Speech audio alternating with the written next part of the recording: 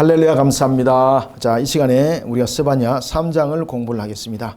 자, 스바냐 3장은 여러분들이 이제 나눠드렸던, 나눠드린 것이 아니고 제가 지었던 우리 이제 이 교인들 성경 공부하려고 제가 이 책을 만드는 겁니다, 원래. 원래 이제 팔려고 만드는 책이 아니고, 원래는 이제 교인들을 공부를 시키려고 제가 이제 구약을 연구를 이렇게 많이 했습니다. 그래서 여기서 보면은 제가 이제 이런 책들을 보았습니다. 이게 그 한글은 아무것도 없습니다. 제가 원전을 다 보고 제가 연구를 한 거거든요. 이런 부분들 뒤에 보면 내가 이런 책들을 보면서 제가 구약을 연구를 했습니다. 라는 부분들로 제가 이제 참고문을 남겨놨어요. 그때 여러분들이 이제 그 내용들은 나중에 원전에 대한 읽을 능력이 되시면 찾아서 보시면 뒤에 참고문은 굉장히 좋은 책들이 많습니다. 보시면 되고요. 번역은 아마 지금도 안 됐을 겁니다. 지금도 안 됐을 겁니다. 여러분들이 원전을 읽어보시면 좋습니다. 그 다음에 자, 스바냐. 이렇게 이제 제가 이제 간략간략하게 이렇게 이제 기록을 한 것은 이 책들을 가지고 공부를 했을 뿐만 아니라 제가 이제 성경을 가지고 전부 다 요점 정리를 다 한 겁니다. 이 부분들을. 성경을 가지고 직접 이제 성경을 펴놔놓고 간략하게 볼 수 있도록 그래서 이 개론이 볼 때는 아무것도 아닌 것 같지만 굉장히 중요한 내용들을 많이 실어놨습니다. 자, 제가 이제 그렇게 이야기해놨죠. 3장에 보면은 여호와의 날의 구원에 관해서 이야기를 하고 있습니다. 자, 여러분 스바냐는 여호와의 날을 양면에 관해서 이야기를 한다고 그랬죠. 하나는 심판이고 하나는 구원이고. 자, 구원에는 회개감이 있다 그랬죠. 그때 회개감이 있을 때에 앞에 먼저 회개를 촉구했지만 그들이 돌이켰지 않았습니다. 사건이 터졌습니다. 그러면 하나님께서 남겨도 그 다음에 버렸는가? 아니라는 거죠. 남은 자들 다시 회개를 촉구하는 역사를 일으킨 거죠. 이런 부분들이 스바냐 속에 있습니다. 그래서 여호와의 날의 구원, 그것을 통해서 3장은 미래의 축복에 대한 약속. 요 속에서 제가 이제 이렇게 써놨습니다. 미래의 축복에 대한 약속이다. 3장. 자, 하나님께서 이와 같이 이제 남은 백성들을 어떻게 그들을 회개시켜서 그리고 난 그들에게 무엇을 약속하셨는가? 스바냐가 그 내용을 이야기를 합니다. 자, 그 속에 먼저 이스라엘의 모습들을 한번 봅시다. 자, 그러면은 우리가 중요한 것이 있습니다. 여러분들, 예루살렘에는 무엇이 있습니까? 예루살렘에는 성전이 있죠. 자, 그러면은 일반 사람들은 예루살렘이 성전이 있는 곳을 통해서 성전이 있다라는 이 개념 속에서 지역적 특징으로서 굉장히 중요한 장소다 이렇게 말하잖아요. 그죠? 우리는 굉장히 중요한 장소다. 중요한 장소다. 그런데 하나님께서는 이 개념을 다시 오라는 거예요. 중요한 장소가 어디 있노? 중요한 장소가 만들어졌기 때문에 이게 우상화될 수 있는 거예요. 아시겠습니까? 하나님께서는 장소를 말하는 것이 아니라 무엇을 말합니까? 신앙을 말해요. 신앙. 장소가 아니라 신앙을 이야기를 해라. 신앙을. 그래서 예루살렘이 성전이 있지만은 신앙이 안 되니까 무엇이? 무너짐이 있는 거예요. 무너짐이. 신앙이 안 되니까. 신앙이 안 되니까. 그죠? 장소적 개념으로 말한다면은 예루살렘을 무너뜨리면 안 되는 거죠. 그래서 유대인들은 예루살렘은 결코 무너지지 않을 것이다. 왜? 무엇이 있기 때문에?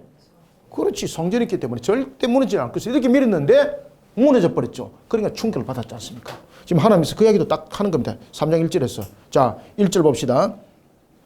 폐역하고 더러운 곳, 포악한 그 성읍이 화 있을진저. 자, 여러분들. 지금 이 무엇을 말하고 있을까요, 여러분들? 이 어디를 말하고 있을까요? 이 예루살렘을 이야기하고 있습니다. 예루살렘. 예루살렘의 장소적 측면에서 보면은 그들은 예루살렘은 어떤 곳이라 여겼습니까? 거룩한 장소. 거룩한 장소. 그런데 하나님께서 말합니다. 너희들이 거룩한 장소로 말하는데 그곳에서 너희들은 거룩을 세워나오고 있느냐 말이에요. 그래서 예수께서 보면 폐가 더러운 곳이라는 거예요. 오히려. 폐역했다는 것은 무엇을 말하고 있는 겁니까? 하나님께서 반역했다는 겁니다. 폐역은 하나님께 반역을 일으켰다는 겁니다. 하나님께 반역. 그러면서 너희들이 예루살렘은 거룩한 장소다 말할 수 있느냐? 아니라는 거죠. 그래서 그곳은 어떤 곳이다? 더러운 곳이다. 더러운 곳. 더러운 곳이다. 신앙이 안 됐다는 겁니다. 자신들은 장소 개념 속에서 이스라엘 백성들은 강조했죠. 그런데 하나님은 무엇을 강조하고 있습니까? 신앙. 폐역하고 더러운 곳, 포악한 그 성읍이 무엇이 있을 것이다? 화 있을진저. 하나님께 반역을 뿐만 아니라 거룩과 의로운 삶을 전부 다 무너뜨려 버리고 그들이 그곳을 거룩하다 말할 수 있는가? 아니라는 겁니다. 오히려 더러운 장소, 포악한 성읍. 그가 명령을 듣지 않으면, 여기서 명령은 뭡니까? 특별한 명령이 아니고 하나님이 주신 말씀입니다. 말씀. 이 명령은요, 특별한 것이 아닙니다. 특별히 아닙니다, 이거. 하나님께서 일반적으로 주신 말씀입니다. 지금까지 주신 말씀이에요. 근데 이 왜 명령을 했을까요, 여러분들요? 자, 여러분 십계명 보면은 명령형이죠. 그리고 또한 613가지의 법도와 규례도 보면은요, 하지 마라 라는 부분이 365가지 명령형이 있습니다. 아시겠습니까? 왜 그랬을까요, 여러분들요?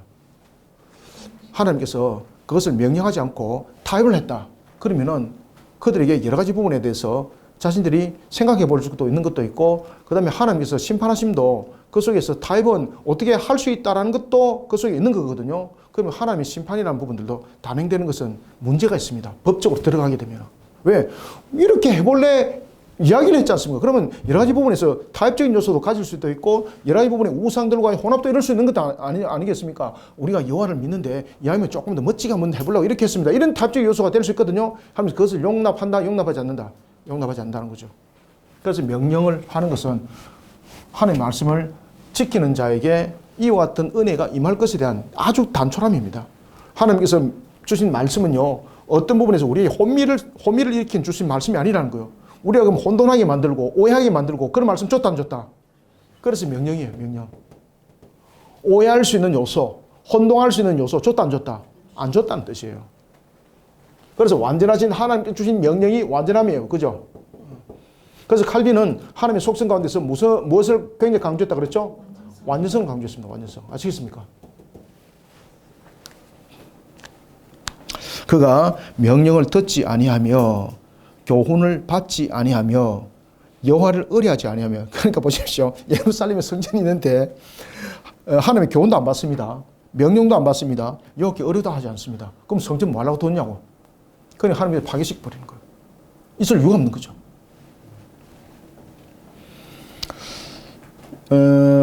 그가 명령을 듣지 아니하며 교훈을 받지 아니하며 여호와를 의뢰하지 아니하며 자기 하나님에게 가까이 나가지 아니하였도다. 그죠? 하나님을 하나님으로 인정하지 않고 하나님 백성으로서 당연히 해야 될 행할 도리조차도 그들은 행하지 않았다는 겁니다. 그러면서 예루살렘에 성전이 있을 이유가 있는가 말입니다. 있을 이유가 없는 거죠. 그래서 하나님께서 치워버리는 거예요.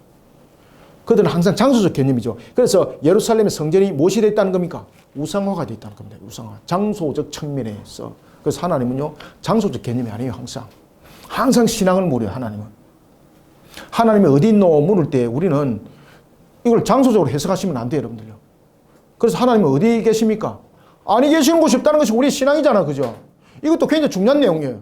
하나님이 어디 계시느냐라는 것을 장소로 물을 수도 있거든요. 아, 그러면 예루살렘에 있습니다. 그 다음에 뭐 사마리아에 있습니다. 그것이 여러분 요한복음 4장의 내용들이지 않습니까? 그래서 우리는 항상 신앙적 관점 속에서 반응하셔야 돼요. 여러분들요. 하나님께서 물으실 때도 장소적 개념이 아니에요. 자, 봅시다. 자, 이런 측면에서 그들의 모습 속에서 나타나고 있는 것. 자, 봅시다. 권력을 가진 그러한 하나의 권력자들. 그 다음에 종교 속에 있는 지도자들. 뿐만 아니라, 잠깐 요걸 밑에 하고요. 판결을 하는 자들. 그 다음에 종교 지도자들. 특히 제사장들. 이들이 어떤 모습으로 되어 있는가 보자는 거죠. 자, 여러분들, 하나님께서 권력자를 세운 이유는 무엇입니까? 이스라엘을 신앙으로 바르게 이끌어가는 측면에서 그 권력이 주어진 거죠. 자, 그 다음에 판결하는 자들은 하나님의 공의 속에, 하나님의 법도와 규례 속에서 공의롭게 판결하려고 판결자로 세운 것이죠. 자, 그 다음에 종교 지도자들, 제사장들은 하나님께 백성들을 바르게 영적으로 이끌어가는 측면에서 전부 역할들이죠. 자, 이들이 하나님께서 이와 같은 하나님께서 권력자를 세웠고 판결하는 자를 세웠고 종교 지도자를 세웠는데 이들이 어떤 모습으로 세워져 있는가? 왜 하나님께서 예루살렘을 무너뜨릴 수밖에 없는가? 그 요소가 여기에 다 있다는 겁니다. 백성들은 그러면은 어떻는가? 백성들도 똑같이 영적으로 병들어 있다는 겁니다. 그래서 오늘 본문에 보면은 3절에서 그런 이야기합니다. 자, 그 가운데 방백들은 부르짖는 사자. 방백들이 권력자거든요. 지배 세력들. 자, 이 권력자들이 누굽니까? 부르짖는 사자, 부르짖는 사자.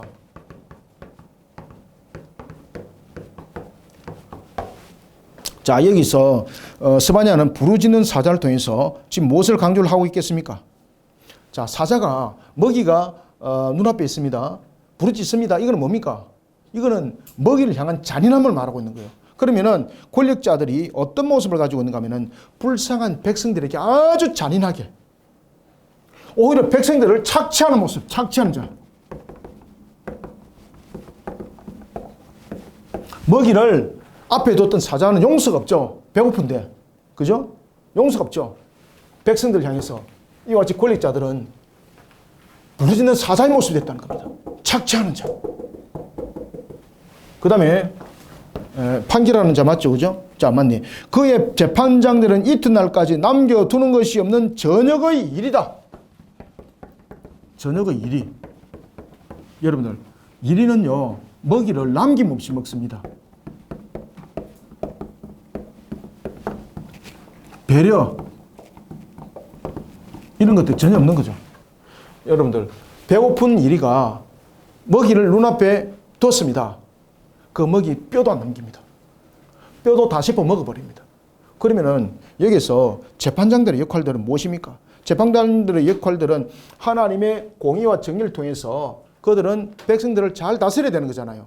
그런데 이들이 공의에 입각해서 심판하는 것이 아니라 백성들이 억울한 자들에게 그 억울함을 풀어주는 자가 아니라 자신에게 유익함을 주고 자신에게 물질을 주는 자를 향해서는 무조건 그 편에 들어서 판결을 내리는 저녁 이리와 같다는 거예요. 지금 이랬죠, 그죠? 그래서 여기서 저녁 이리가 되었다는 것은 뼈가 남김없이 먹어 치우는 것처럼 불쌍한 백성들은 눈에 보지 않고 자신의 이익만을 바라보는 겁니다. 자신의 이익을 위해서 판결하는 거예요. 여러분은 이 교도소 안 가봤잖아요. 제가 이제 교도소에 제가 3년 동안 지도한 일이 있거든요.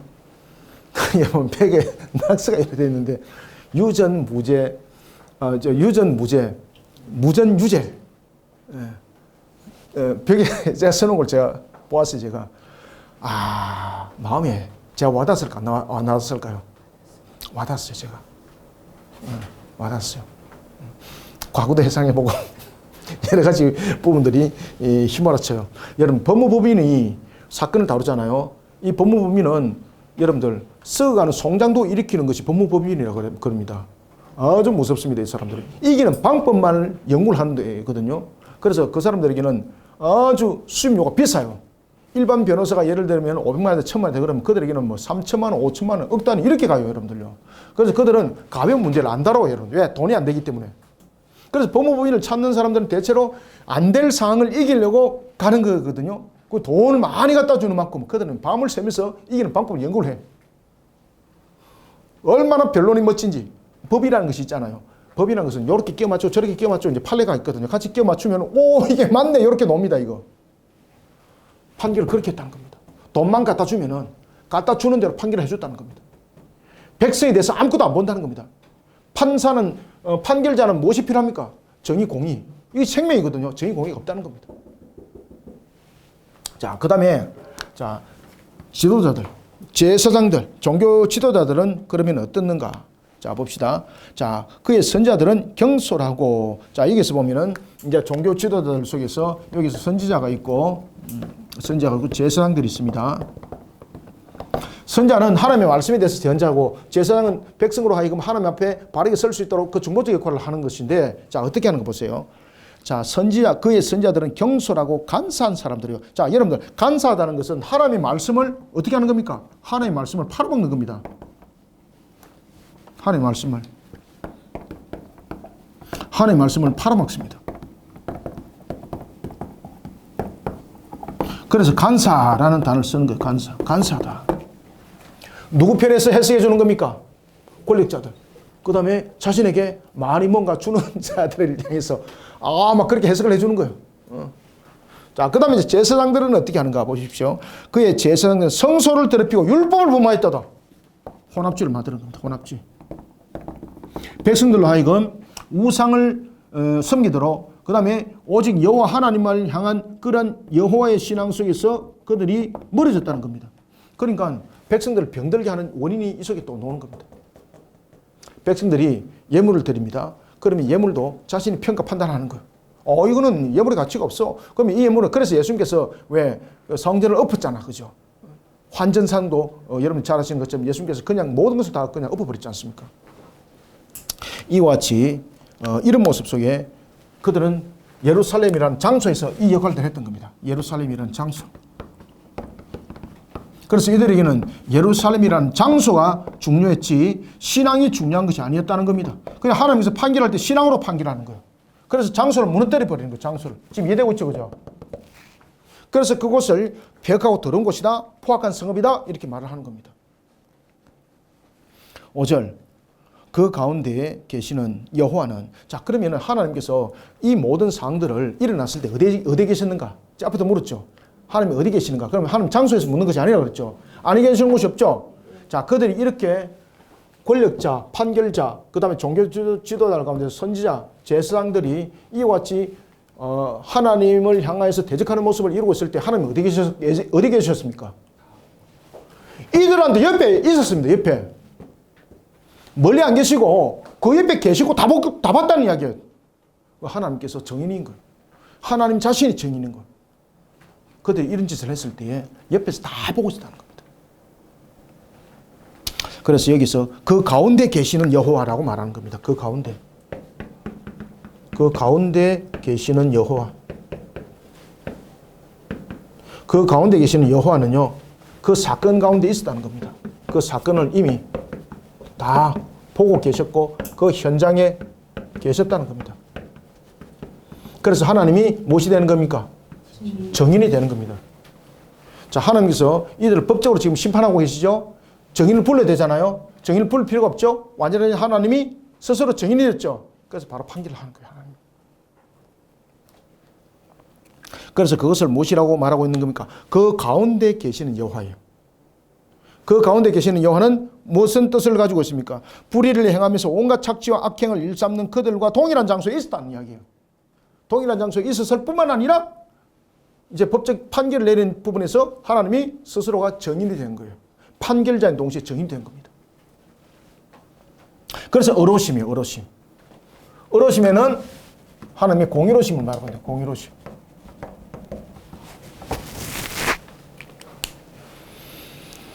(5절) 그 가운데 계시는 여호와는 의로우사 불의를 행하지 아니하시고 아침마다 빠짐없이 자기의 공의를 비추시거늘 불의한 자는 수치를 알지 못하는도다. 그래서 하나님이 옆에 있음에도 불구하고 못 느끼는 거예요. 그래서 그들은 어떻다는 겁니까? 영적 무지 상태 속에 있었다는 겁니다. 이들은 어디에 있었다? 영적 무지. 여러분들 영적 무지에 있으면요 하나님 옆에 있는 것이 못 느껴집니다. 저도 그런 일이 있었습니다. 제가 영적으로 민감할 때 정말 하나님이 늘 동행하시면서 마치 나에게 속삭이듯이 그런 적이 있었고, 와, 하나님이 어디 계신지 모를 정도로 제가 공함이 진짜로 제가 마치 그 기간이 한 2년 정도 걸렸던 것 같아요. 와, 정말로 제가 혼자 있는 것 같고 정말 낭떠러지에 혼자 버려진 것 같고 그러니까 내 모습이 신앙 가운데 바로 세우지 못하니까 이런 영적 무지가 도출이 되더라고요. 제가 이 겪어봤습니다. 제가. 그래서 영적 무지가 뭔지 압니다. 제가. 무섭습니다. 영적 무지. 자기가 죄를 범하고 있으면서요 못 느끼는 거예요. 이거. 근데 나중에 깨닫게 됩니다. 와, 정말 그때 제가 하나님이에요. 지금도 안 잊어버려요. 하나님이 이 두 눈이, 우리가 계시록에 불꽃 같은 눈동자 이야기 하잖아요. 와, 그 불꽃이 두 눈이 이글이글거리면서 저를 막 꽉 보고 있는데 제가요 그 두려움이 꼼짝하지 못했어요. 그러고 난 뒤에 하나님이 마치 사라지듯이 제가 아무리 기도해도 응답을 안 하는 거예요. 제가 그냥 통감없이 기도했습니다. 하나님. 이 영적 무지 속에 빠지니까요. 그런 상황들 속에 제가 여러 가지 부분에 값을 지불했던 적이 있습니다. 영적 무지 속에 임하면 내가 지금 죄를 범하고 있는데 못 느끼거든요. 근데 하나님 진노하신 눈동자 보고 있어요. 여러분들. 영적 무지 정말 무섭습니다. 지금 이들이 영적 무지 속에서 엉뚱한 짓을 하고 있는데 하나님 다 보고 있는 거거든요. 근데 영적 무지 속에서 하나님 옆에 있는 거 모르는 거예요. 이거.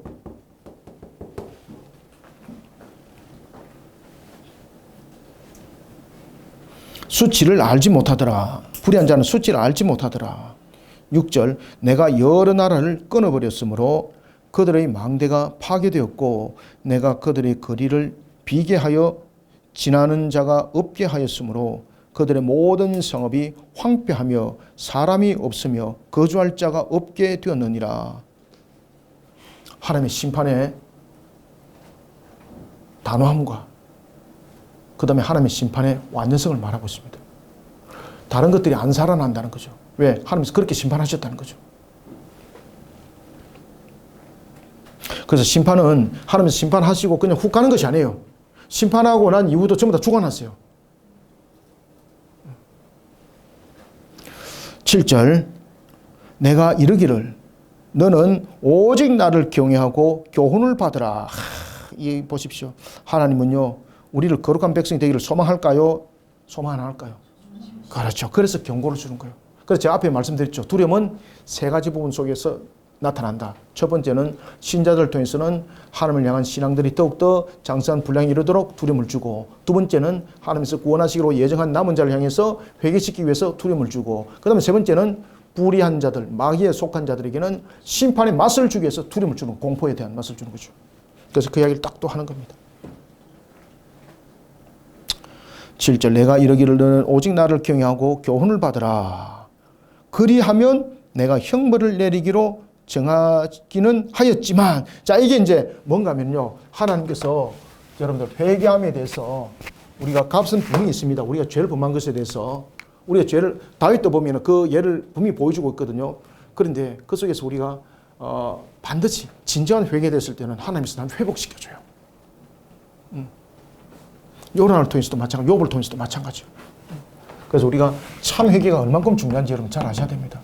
참 회개는 다시 그렇게 하기 않겠습니다라는 그 돌이킴이 말로서 되는 것이 아닙니다. 자, 여러분들, 하나님께서 칼빈도 그 이야기를 하거든요. 하나님께서 우리에게 은을 줬습니다. 말할 수 있는 입을 줬죠. 왜 말할 수 있는 입과 은을 줬을까, 여러분들요? 아니, 원래 준 이유는 무엇일까? 어떤 사람은 그럽니다. 맛있는 거 먹으라고.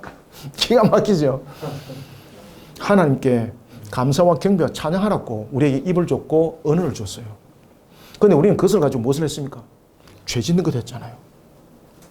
그래서 하나님께서 창세기 11장에서 언어를 흩은 거예요.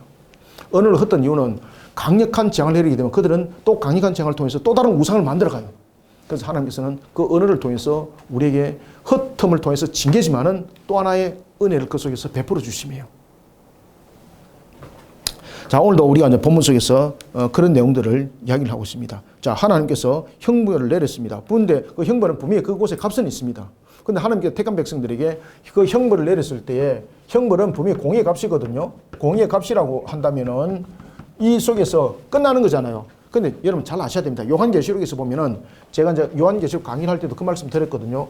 3분의 1에 대한 부분들에 대해서 이야기를 할 때는 우리가 3분의 1을 생각하라 그랬잖아요. 3분의 1은 무엇을 강조하고 있습니까? 그 심판을 통해서 하나님께서 돌이킴이에요. 그러면은 잘 보십시오. 인해장과 나팔장에 대해서 그 값에 대해서 우리에게 만약에 말한다면은 우리 죄악 값으로 말한다면 우리는 멸절이 돼야 되는 거예요. 멸절이. 근데 하나님께서는 회개를 시키기 위해서 나팔장도 마찬가지고 인해장도 마찬가지고 이 재앙을 통해서 적정하게 이렇게 형벌 내리는 걸 볼 수 있어요. 만약에 하나님께서 완전하신 하나님이 아닌다면은 열받아가지고, 그죠? 우리 같으면 열받아가지고, 에이, 이미 좋다마, 한마, 니 혼나봐, 이렇게 해도, 혼나봐, 이렇게 하고 때리다가 잘못 때려가지고 사망에 이를 수 있습니까? 없습니까? 있죠, 그죠? 완전하신 하나님이 그렇게 하지 않도록 자기 백성에 대해서 재앙도 적절하게 딱 빈도수가 맞게 해준다는 거죠. A는 이렇게 돌아오는 아이고, B는 이렇게 돌아오는 아이고, 하나님 다 안 신다는 거죠. 그래서 1단계, 2단계, 3단계가 있는 거예요. 똑같이 골고루 그냥 에라이 뭐 살로면 살고만 돌아오려면 돌아오고 말하면 말하라, 이게 아니에요. 하나님은. 그래서 하나님께서 7이라는 재앙은 그것을 설명해요. 오늘도 스바냐와 그런 유사한, 요한계시록 유사한 이야기를 딱 하고 있습니다. 8절 보십시오. 7절 내가 이르기를 너는 오직 나를 경외하고 교훈을 받으라. 그리하면 내가 형벌을 내리기로 정하기는 하였지만, 아시겠죠? 너의 거처가 끊어지지 아니하리라. 이제 아시겠습니까? 하나님께서 재앙을 내릴 때에 그냥 열받아가지고 그냥 줘버리면은 이거 회개하고 돌아와야 되는데 너무 많이 때려가지고 끝나버리네? 아이고, 이래 된다는 이야기죠. 그러니까 완전하신 하나님이 재앙을 내리는 것도 완전하심이에요. 마치 끝인 것처럼 느꼈는데 아니라는 거예요. 그래서 우리가 환난 속에서 하나님의 택한 백성들 전부 다 하나님께서 단 하나도 남김없이 구원을 다 하잖아요. 그죠? 완전하신 하나님이 적용이 되기 때문에 이런 내용들이 살아 숨지기는 겁니다. 아시겠습니까? 하나님은 모든 것을 주관하신 하나님은 어떤 하나님이세요? 완전하신 하나님. 완전하신 나의 주. 그죠? 그 다음 뒤에 뭐지 그게? 의의 길로 인을 인도하소 하시고 하여튼 그죠? 그런 것들 있지 않습니까? 완전하신 하나님. 이게 우리의 굉장히 중요한 신앙 고백이에요, 이게. 그냥 단순하게 완전성을 보시면 안 돼요, 여러분들요. 그래서 요 형벌도 보면은 하나님께서 내리기로는 정하였지만은 그의 거처가 끊어지지 아니하리라. 이게 3분의 1의 요한계시록의 3분의 1 사건과 유사한 거예요, 이게. 3분의 1을 남겨둔 것이죠. 3분의 1이라는 것은 3분의 1을 남겨뒀다는 거예요. 그럼 왜 남겨뒀는가? 하나님의 구원의 백성들이 이 속에서 여전히 완악함이 있지만은 그들이 이 내용 속에서 멸절시키면 끝나는 거잖아요. 그래서 그 단계를 하나님께서 잘 정해서 A라는 사람은 A 단계에서 빨리 돌아올 수 있는 거거든요. 그 무게를 하나님이 아시잖아요. 그 죄 무게만큼 다뤄요. 근데 A만큼 돌아올 수 있는 건데 전체적으로 총 정리 한번 하려고 아이고 뭐 여러 번 나누니까 좀 귀찮네. 7번 귀찮네. 그냥 한 번으로 정리하자. 그러면은 제일 강력한 7번으로 들어와야 되거든요. 제일 강력한 7번으로 들어오면은 첫 번째부터 6번째까지 그 재앙 속에 다 죽어요, 여러분들요. 지금 이랬죠, 그죠? 그래서 하나님께서는 그 재앙을 통해서 아주 정확하게 계산을 다 하시는 거예요. 이것이 완전하신 하나님이에요. 그래서 오늘 본문에 보면은 완전하신 하나님을 설명하고 있다, 없다? 설명하고 있는 거예요. 어디서 어떻게 설명하고 있다? 내가 형벌을 내리기로 정하기는 하였지만 너의 거처가 끊어지지 아니하리라. 아시겠습니까? 이것이 요한계시록에서 3분의 1 사건과 유사한 부분들을 말하고 있다. 이 속에서는 완전하신 하나님을 비추고 있다. 완전하신 하나님 속에서는 항상 무엇이 또 함께 있습니까? 은혜로우신 하나님이 3분의 1을 기억하라 그랬죠, 그죠? 은혜로우신 하나님이 그 속에 함께 하고 있다. 그래서 완전하신 하나님, 또 어떤 하나님? 그렇지, 은혜로우신 하나님.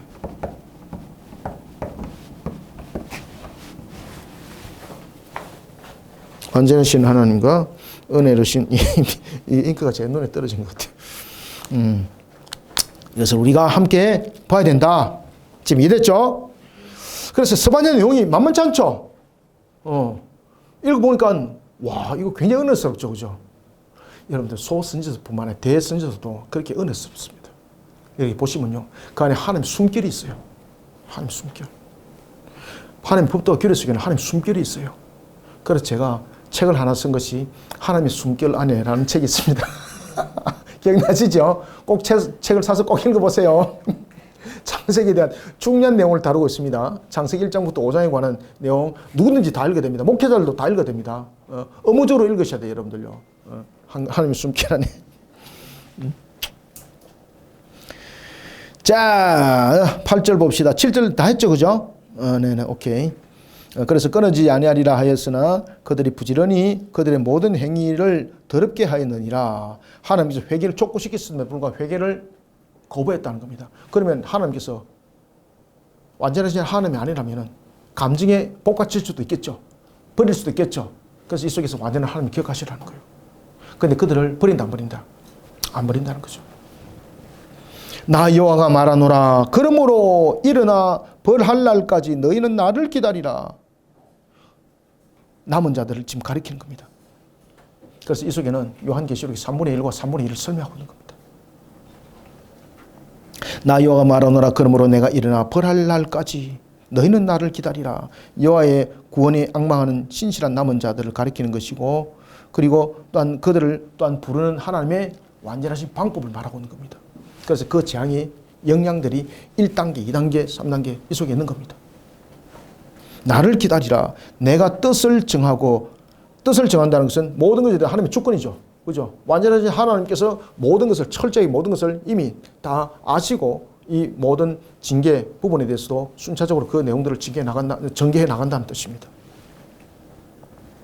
내가 일어나 벌할 날까지 너희는 나를 기다리라. 내가 뜻을 정하고 나의 분노와 모든 진노를 쏟으려고 여러 나라를 소집하며 왕국들을 모으리라. 온 땅이 나의 질투의 불에 소멸되리라. 자, 여기서 질투라는 것은 하나님께서 제가 말씀드렸죠, 그죠? 신인 동년동적 측면에서의 강조법이죠. 이거는 뭔가 하면은 굉장히 이 부분들을 강조를 하고 있다는 거예요. 그럼 여기서 강조하고 있는 것은 무엇입니까? 종말론적 심판과 관련해서 굉장히 중요한 것을 강조를 하고 있는데 질투는 무슨 뜻인 거예요? 우상 숭배자들을 향한 하나님의 심판, 불의자들을 향한 하나님의 심판이라는 뜻이에요. 이것이 질투입니다. 질투. 아시겠죠? 여기서 나타나는 질투는 뭐가 연결됩니까? 공의로움과 연결돼요. 공의로움. 우리가 뭐 삐끼고 이런 질투가 아닙니다. 이거 신인 동력론적 측면에서 지금 강조되고 있는 것이 뭡니까? 하나님의 공의성을 말하고 있습니다. 공의성. 그래서 하나님의 법도와 규례를 떠난 자들, 우상 숭배 속에 놓여 있는 자들, 그런 자들 향한 하나님의 강력한 심판을 말하고 있습니다.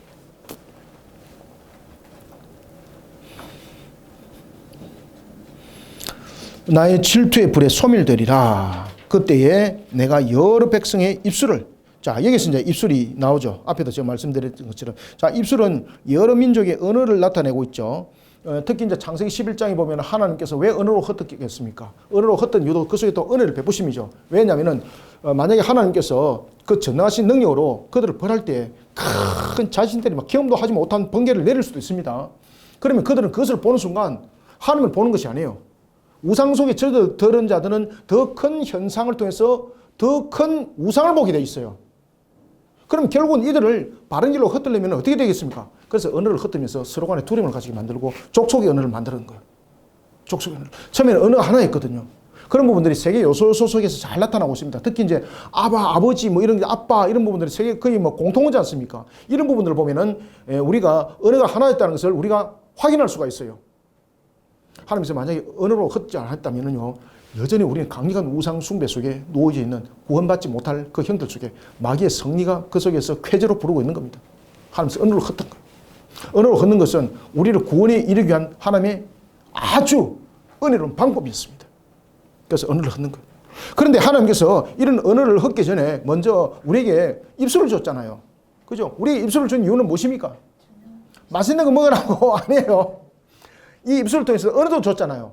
입술을 통해서 언어를 안 줬다면 입술은 별 큰 의미가 없어요. 입술을 통해서 언어를 함께 줬거든요. 이거는 무엇인가 하면은 그 입술을 통해서 언어를 준 이유는 하나님을 찬양 경배하고, 그죠? 하나님 앞에 바르게 설 수 있도록 우리에게 입술을 준 거죠. 언어를 준 거죠. 그런데 찬양과 경배를 통해서 준 이 입술이 무엇을 하게 되는 겁니까? 죄를 범하니까 하나님을 배역하고 하나님을 욕하게 하고 이런 일들을 하게 되는 것이죠. 그래서 입술을 깨끗하게 하는 거예요. 입술을. 그때 내가 여러 백성의 입술을 깨끗하게 하여 그들이 다 여호와 이름을 부르며 한 가지로 나를 섬기게 하리니. 그래서 여기서 마지막으로 하나님께서 결국은 이게 요한계시록과 연결됩니다. 우리가 이제 7번째 나팔장을 통해서 마지막으로 계수자들을 부를 때 이방인들도 함께 부르거든요. 그때 그들 속에 나타나는 것이 무엇입니까? 하나님께 감사 찬양이에요. 감사. 자, 우리가 천국에 가면은 성경은 더 이상 필요가 없습니다. 왜냐하면은 하나님 자신이 말씀이잖아요. 말씀이신 그분이 예수님께서 우리와 함께 계시기 때문에 성경이 필요가 없어요. 그런데 그 속에는 무엇이 있습니까? 찬양과 예배가 있어요. 찬양과 예배. 찬양과 예배가 어디서 나옵니까? 그렇지. 입술과 이 언어에서 나와요. 입술과 언어. 그 입술과 언어를 회원 원점의 모습으로 회복시킨다는 거예요. 하나님께서. 입술과 언어를 준 목적을 하나님께서는 일으킨다는 거예요. 입술과 언어가 참 중요합니다.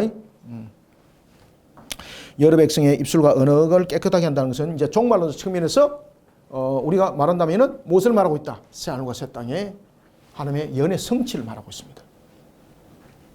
10절 내가 구하는 백성들 곧 내가 흩은 자의 딸이 구스 강 건너편에서부터 예물을 가지고 와서 내게 바칠지라. 자, 구스는 어디라 그랬습니까? 땅 끝이라 그랬죠. 그죠? 남쪽 끝을 우리가 구스라 말해요. 남쪽 끝. 앞 시간에도 말씀드렸죠. 남쪽 끝을 구스라고 말해요. 구스.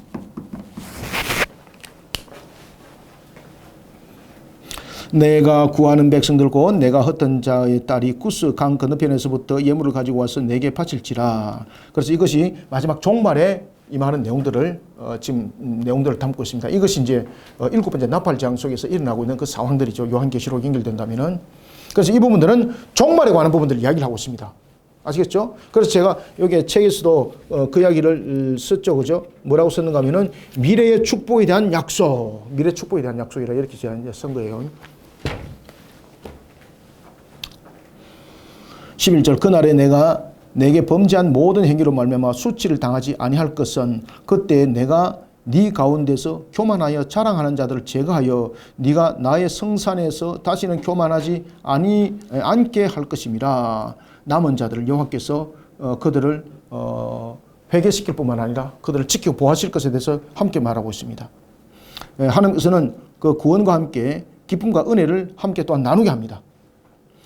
성산에서 다시 교만하지 않게 할 것임이라. 12절 내가 곤고하고 가난한 백성을 내 가운데 남겨두리라. 자, 여기서 가난한 백성 누굴까요? 곤고하고 가난한 백성. 왜 곤고하고 가난한 백성을 내 곁에 둔다 그랬을까요?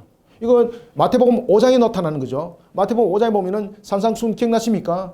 자, 팔복에 대해서 이야기할 때 제일 먼저 무엇을 말하고 있습니까? 심령이 가난한 자는 복이 나니 천국이 그렇지 저희 것입니다.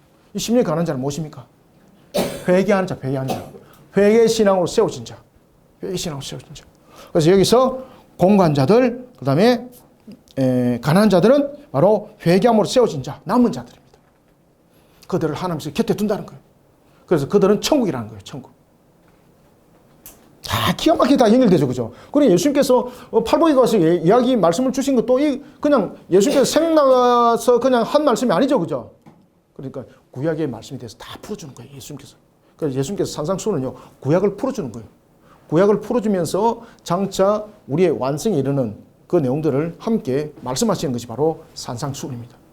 그리고 그 가운데 대표적인 것이 바로 팔복입니다.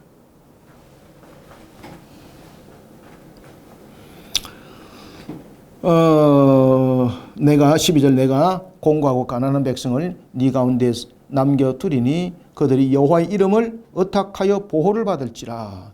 이스라엘의 남은 자는 악을 행하지 아니하며 거짓을 말하지 아니하며 입에 거짓된 혀가 없으며 먹고 누울지라도 그들을 두렵게 할 자가 없으리라. 이게 어디서 나타나는 겁니까? 이 영적 영원한 축복이거든요. 바로 새하늘과 새 땅에서 나타나고 있는 우리들의 이제 완성의 모습입니다. 하나님께서 남은 백성들을 이스라엘을 그렇게 회복시키겠다는 뜻이고, 또한 이것은 예언의 말씀이 무엇을 계시하고 있습니까? 마지막 종말을 새하늘과 새 땅에 대한 부분들을 계시하고 있습니다. 이 부분들. 자, 14절 시온에 따라. 자, 여기서 또 그가 굉장히 중요한 요소들을 설명하고 있습니다. 자, 여기서 이제 점정법들을 쓰고 있거든요. 이게 이제 이 스바냐의 특징이 돼요.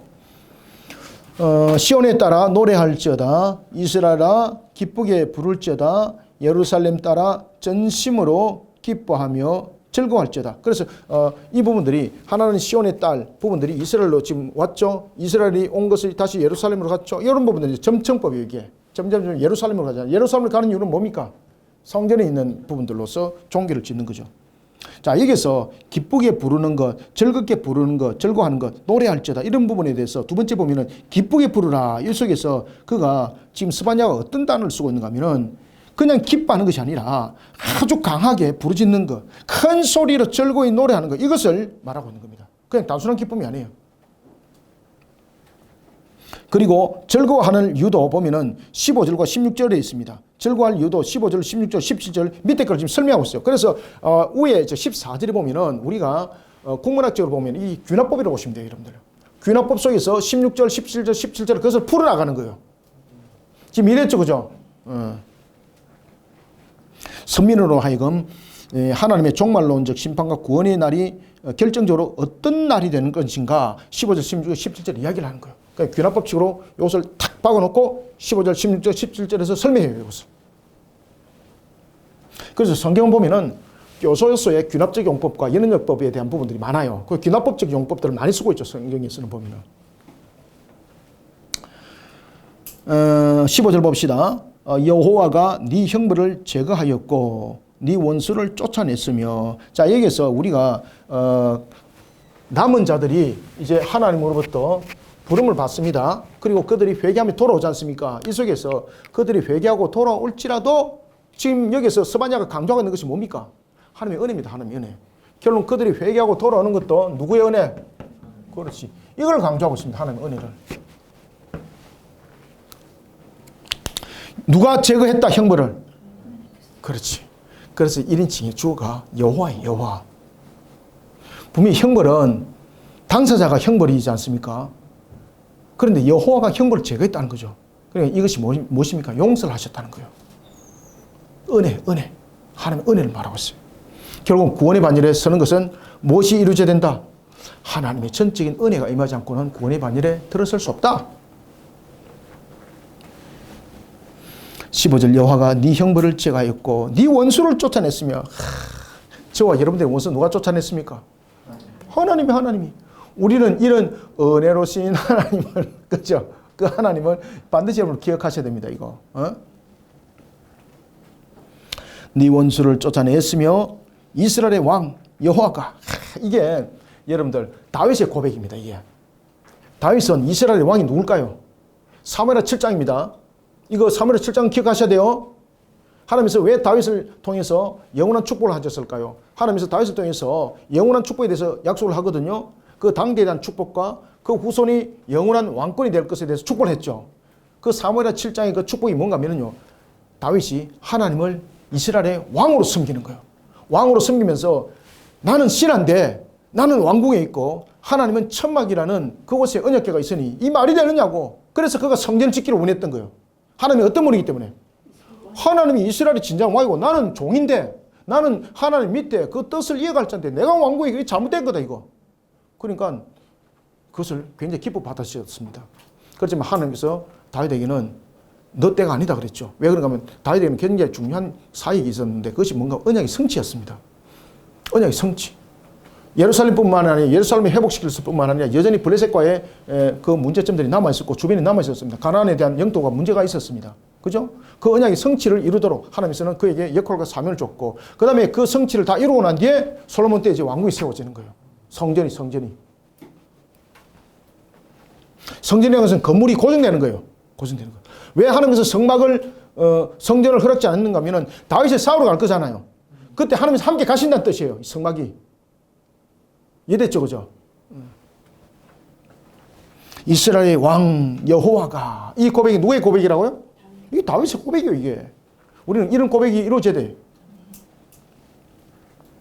이스라엘 왕 여호와가 네 가운데 계시니 네가 다시는 화를 당할까 두려워하지 아니할 것이라. 그러니까 세상의 왕은 자신이 군림합니다. 그 백성들을 심지어 전쟁터의 하나의 그냥 쓰임의 도구로도 버릴 수 있는 거죠. 그런데 하나님은 어떻게 합니까? 자기 백성을 지켜 보호하시는 왕이에요. 자기 백성에게 주기를 원하시는 하나님이세요.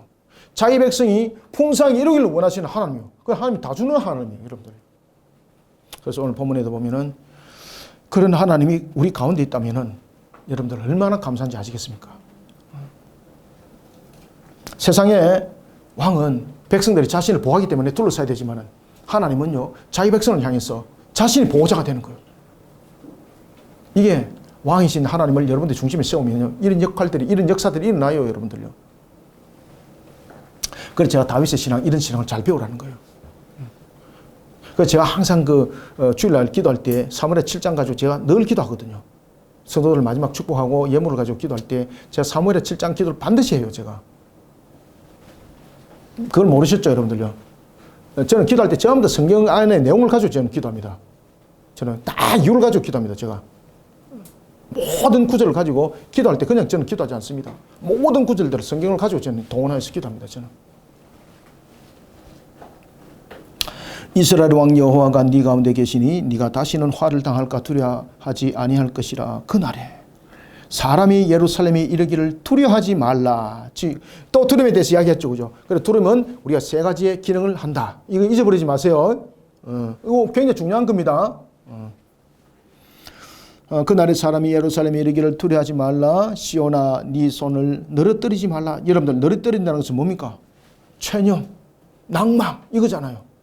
낭망하지 마라. 체념하지 마라. 누가 지키고 누가 보신다. 하나님 지금 중심에 있는 거잖아요. 그죠? 만왕의 왕이신데 그분이 전능하심이지 않습니까?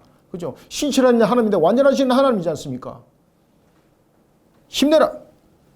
하나님은 힘내라 말할 때는 그냥 힘내는 게 아니죠. 어떻게 했다는 겁니까? 전적으로 하나님이 책임을 지신다는 겁니다. 그래서 우리의 인생 속에 드러나고 있는 수많은 두려움들을 우리는 제거를 하는 측면에서 그 내용들도 또한 두려움을 통해서 우리는 하나님을 다시 바라보면서 하나님을 경외하는 모습들이 세워지는 신앙이 굉장히 중요합니다. 두려워하지 말라. 시온아 네 손을 늘어뜨리지 낭망하지 말라. 왜? 하나님 중심에 있기 때문에. 전능하신 하나님이 모든 것을 주관하시는 하나님이 완전하신 하나님이 있기 때문에 손을 늘어뜨리지 마라. 포기하지 마라. 절망하지 마라. 낭망하지 마라. 누가 도우신다? 왕이신 하나님이 도우신다. 전능하신 하나님, 완전하신 하나님, 그죠? 그 하나님 도우신다. 17절 너희 하나님 여호와가 너희 가운데 계시니. 보십시오. 하나님이 가운데 계실 때 두 가지가 계셨죠. 5절도 보세요. 그 가운데 계시는 하나님은 의로사 불의를 행하지 아니하고 그들을 전부 다 지켜보고 계셨죠. 또 하나 두 번째는 여호와가 그 가운데 계십니다. 무엇을 하려고? 구원을 베푸시고 또한 그들에 대해서 모든 것에 대해서 은혜를 베푸시기 위해서 그 가운데 계신다는 거예요. 여러분들 가운데 주님이 계십니다. 너희 하나님 여호와가 너희 가운데 계시니 그는 구원을 베푸실 전능자시라. 보십시오. 전능자시라. 전능자시라. 그가 너로 말미암아 기쁨을 잊지 못하시며 너를 잠잠히 사랑하시며 너로 말미암아 즐거이 부르며 기뻐하시리라. 자, 여기서도 보면은 그 삼중적 강정법을 쓰죠, 그죠? 그래서 이게 스바냐가 점정법을 통해서도 삼중적 강정법을 쓰고 있고, 그 다음에 지금 여기서도 보면 삼중적 강정법을 쓰고 있죠. 이게 스바냐의 특징이에요, 이게. 앞에도 제가 말씀드렸죠, 그죠?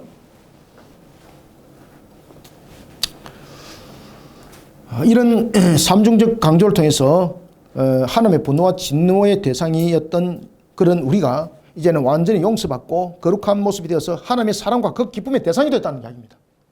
여러분들 하나님의 사랑과 기쁨의 대상이 되었습니다. 얼마나 감사합니까? 그렇죠? 자, 18절부터 20절 읽고 마무리합니다. 내가 절기로 말미암아 근심하는 자들을 모으리니 그들은 네게 속한 자라. 그들에게 지워진 짐이 치욕이 되었느니라.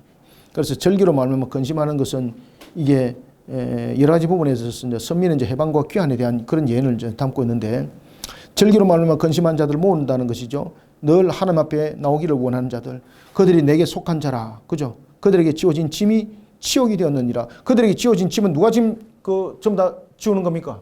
그리고 무겁고 그 고통의 짐을 진 자들은 전부 다 주님 앞에 오면은 그 짐을 어떻게 한다? 주님이 그 짐을 대신 져준다 그랬잖아요. 내가 절기로 말미암아 근심하는 자들을 모으리니 그들이 네게 속한 자라. 그들에게 지워진 짐이 치욕이 되었느니라. 그때에 내가 심판과 구원에 대한 부분들에 대한 부분들입니다. 그때에 내가 너를 괴롭게 하는 자를 다 벌하고 저는 자를 구원하며 쫓겨난 자를 모으며. 자, 여기서 여러분들 보시면은 또 세 가지 부분들 또 이야기를 하고 있죠. 점정법에 대해서. 그래, 세 가지 부분을 통해서 이 지금 스바냐가 계속해서 강조법을 쓰고 있죠. 그죠? 이게 스바냐 특징이에요.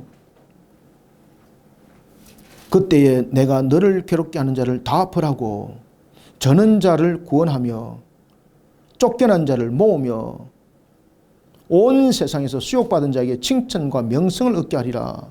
여러분들, 수욕을 받은 자는 누굽니까? 짓밟히고 포로가 된 그런 부끄러움과 수치 상태 속에 놓이는 자들이죠. 그럼에도 불구하고 그들이 회개하고 돌이킨 자들에게 하나님께서 어떻게 합니까? 칭찬하고 명성을 얻게 하는 거죠. 이와 같이 지금 단문들이죠. 이게 세 가지 이제 부분들의 점정법을 통해서 서민의 희망적 메시지를 지금 제시하고 있습니다. 20절 내가 그때에 너희를 이끌고 그때에 너희를 모을지라. 내가 너희 목전에서 너희의 사로잡힘을 돌이킬 때에 너희에게 천하 만민 가운데서 무엇을? 명성과 칭찬을 얻게 하리라. 여호와의 말이니라.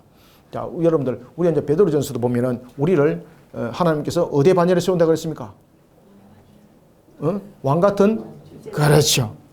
왕 같은 제사장이요, 그죠? 우리를 어떻게 회복시킬 것인가를 그 속에 조명해주고 있는 그 말씀과도 다 연결이 되는 겁니다. 하나님께서는 우리를 단순하게 그냥 구원의 반열 속에서 있게만 하는 것이 아니라 원천적 부분들을 전부 다 회복시킵니다.